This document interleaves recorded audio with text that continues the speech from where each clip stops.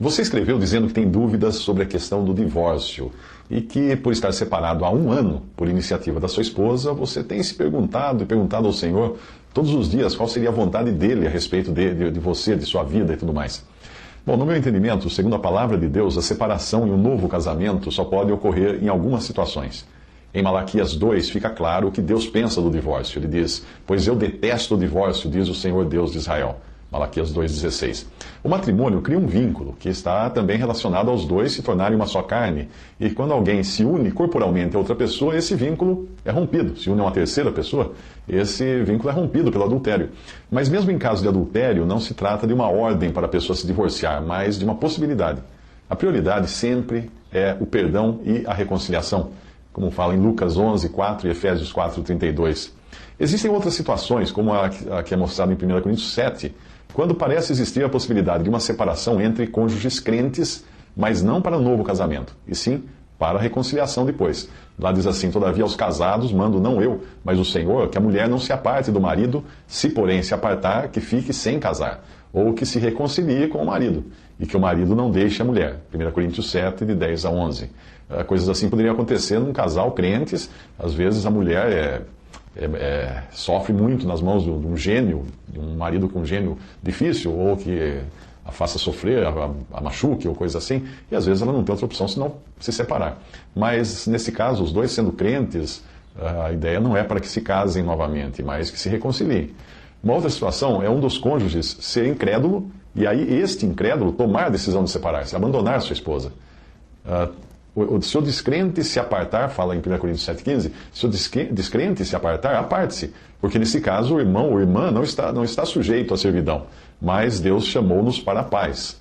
1 Coríntios 7,15. Em outras traduções, servidão é traduzida como vínculo.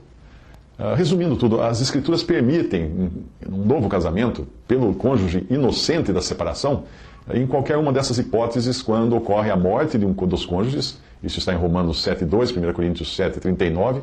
Também por abandono ou iniciativa, um abandono por iniciativa do cônjuge incrédulo, o marido ou a esposa incrédula que toma a decisão de se apartar. Isso é 1 Coríntios 7,15. Ou no caso de infidelidade, não é? Que é Mateus 19,9. Quando existe o abandono pelo cônjuge incrédulo, isso geralmente é resultado de um deles ter se convertido depois de já estar casado. Que muitas vezes acontece isso, a pessoa se converte e o outro não aguenta mais morar porque é uma nova vida ali em casa, e isso o incomoda, acaba saindo e tomando outro rumo, e aí acontece a separação. Mas as Escrituras não autorizam um crente casar-se com um incrédulo. Não é uma coisa em que a pessoa era crente, casou-se com um incrédulo, depois o incrédulo separou-se, não é isso aí. Pode ocorrer também uma separação quando os dois são crentes. E nesse caso, nenhum deles deve se casar, mas às vezes ocorre de a parte que causou, aquele cônjuge que causou a separação, que quis separar-se, pode ocorrer de acabar se unindo a outra pessoa, casando-se com outra pessoa. E isso vai configurar um adultério. E desse modo, o cônjuge abandonado fica na condição de quem pode se casar novamente, obviamente no Senhor, porque ele foi abandonado e vítima, né, numa situação de adultério da parte do outro cônjuge. Quanto ao fato de você perguntar todos os dias, há um ano, qual é a vontade do Senhor, isso já é uma grande coisa. Porque muita gente nem pergunta, ou quando pergunta, nem espera a resposta. Quando Deus permite algo em nossa vida, sempre existe uma razão. Mas nem sempre nós vamos conhecer essa razão aqui, nesta vida. Deus permitiu que Satanás tirasse tudo de Jó e ele certamente não entendeu o que estava acontecendo. Mas no final, ele podia dizer, no final do livro de Jó, ele podia dizer que antes só conhecia a Deus de ouvir falar. Mas depois de tudo que passou, ele podia vê-lo claramente nos seus propósitos. Com o ouvir dos meus ouvidos, ouvi. Mas agora te veem os meus olhos. Mas ainda assim Jó não ficou, eu acredito que ele não ficou sabendo ali ainda a razão das coisas que aconteceram para ele. Ele simplesmente se contentou que Deus estava no controle de tudo. Eu sei muito bem o que você tem passado, porque desde 2002 eu estou separado. Portanto, a mesma pergunta que você faz, eu também faço. Eu também tenho feito durante todos esses anos e eu ainda não sei a resposta totalmente. Mas o que eu aprendi nesses anos, eu não aprenderia em lugar algum. E acredito que você também dirá o mesmo. O próprio fato de você escrever um ano depois da sua separação, dizendo que todos os dias quer saber a vontade do Senhor, a esse respeito, já demonstra o quanto o Senhor tem conservado você na fé todo esse tempo. Você e eu perguntamos a razão de termos ficado sem esposa. Um irmão que eu conheço pergunta a razão de ter ficado paraplégico aos 20 e poucos anos, vítima de um tiro. Um outro pergunta porque perdeu um filho ainda pequeno. O outro pergunta porque o filho nasceu deficiente. E por aí vai. Todos nós teremos perguntas enquanto estivermos aqui nesta terra. Mas o grande segredo é que, assim como Jó, com as suas falhas, com as suas fraquezas, nós continuamos perguntando ao Senhor, não ao mundo, nós perguntamos ao Senhor. Um dia Ele vai responder. Se não for aqui nesta vida, será lá com Ele, com certeza, quando estivermos na presença dEle.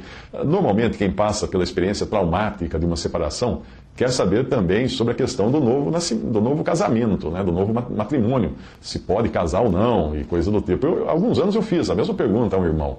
O e-mail que ele mandou dizia o seguinte, abre aspas, quando os judeus perguntaram ao Senhor sobre o divórcio, o Senhor voltou ao princípio, em como Deus havia instituído o matrimônio, em Mateus 19, de 3 a 12.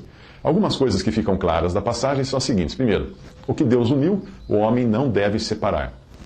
Segundo, Moisés permitiu o divórcio por causa da dureza do coração do homem. Terceiro, a fornicação ou adultério é a única causa justa para alguém se divorciar. Versículo 9 daquela passagem. Em 1 Coríntios 7,15, há outros casos que penso estarem incluídos em Mateus 19, 9. Ali diz, mas se o descrente se apartar, aparte-se, porque nesse caso o irmão ou irmã não está sujeito à servidão, mas Deus chamou-nos para a paz. E eu vos digo, porém, que qualquer que repudiar sua mulher, não sendo por causa de prostituição, e casar com outra, comete adultério, e o que casar com a repudiada também comete adultério. Aqui é o caso de um incrédulo, separando-se de um crente por causa da sua fé no Senhor. Nesse caso, o crente não está sujeito à servidão ou ao vínculo. Eu creio que este caso especial mostra que o Senhor dá mais importância ao nascimento espiritual de alguém do que à preservação de um relacionamento natural, como é o matrimônio, quando há uma ruptura nele. Quando uma pessoa casada se converte e o cônjuge incrédulo quer se divorciar, o caso fica muito claro. Não diz que o cônjuge crente esteja livre para se casar, mas que ele não está sujeito à servidão, mostrando a atitude correta em relação ao caso quando um novo casamento for permitido. Fecha aspas até aí o que respondeu esse irmão. Bem, obviamente também cada caso é um caso, mas eu creio que é sempre bom ter em mente que o matrimônio nunca deve ser buscado como solução para um problema, já que a palavra é clara em mostrar que apesar das bênçãos relacionadas ao matrimônio, problemas é o que não faltam na relação marido e mulher. E muita gente está aí para atestar isso.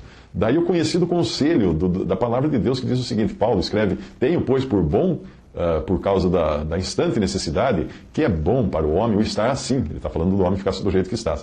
Estás ligado à mulher? Não busques separar-te. Estás livre de mulher? Não busques mulher. 1 Coríntios 7, 26 a 27. Você quer saber o que fazer? Esperar, então. Pelo menos é o que eu tenho feito também até aqui. Sim, porque esperar no Senhor é um dos grandes exercícios da fé. Afinal, não é isto que nós estamos fazendo aqui nesse mundo, aguardando, esperando a vinda daquele que morreu para nos salvar e que prometeu voltar? Eu acho que esta tem sido a maior lição na escola na qual eu fui matriculado contra a minha vontade, né, por vontade da minha ex-esposa, em 2002. Eu não podia fazer nada, então eu tive que me contentar com a situação, me aceitar a situação e continuar cursando essa escola que Deus permitiu que eu fosse matriculado. Certamente eu cairia fora desse curso ou cabularia as aulas se pudesse, mas eu jamais iria querer abrir mão do que eu aprendi nesse período. Só que o problema é que o Senhor sabia que estas coisas eu não iria aprender em nenhum outro lugar. E é por isso ele me mantém matriculado no curso. Eu não sou um dos melhores alunos dele, não, mas eu continuo aprendendo e esperando. Além das lições que eu aprendi após a minha separação, vivendo então como solteiro, eu tive mais tempo para me dedicar à obra do Evangelho, e foi nesse período que nasceram os trabalhos de O Evangelho em 3 Minutos, e eu que respondi, tanto com seus respectivos vídeos, áudios, livros, e já milhares de pessoas, ou com milhões de views e visitas a essas páginas e vídeos. O que você gostaria que voltasse primeiro, eu pergunto? A sua esposa ou o Senhor? Eu acho que não precisa nem responder, não é mesmo? É por isso que nós devemos também aprender a colocar na ordem de importância as nossas expectativas. Afinal, existe um esposo no céu que sabe muito bem o que eu, você e tantos outros estamos passando. Há 2000 anos, ele está esperando, ele não vê a hora de se reunir com sua esposa, a igreja. Isso pode acontecer ainda hoje. Vós vos convertestes a Deus, diz a palavra de Deus, para servir o Deus vivo e verdadeiro e esperar dos céus a seu Filho, a quem ressuscitou dentre os mortos, a saber, Jesus. Por isso, amados, aguardando estas coisas, procurai que dele sejais achados imaculados e irrepreensíveis em paz. 2 Pedro 3,14.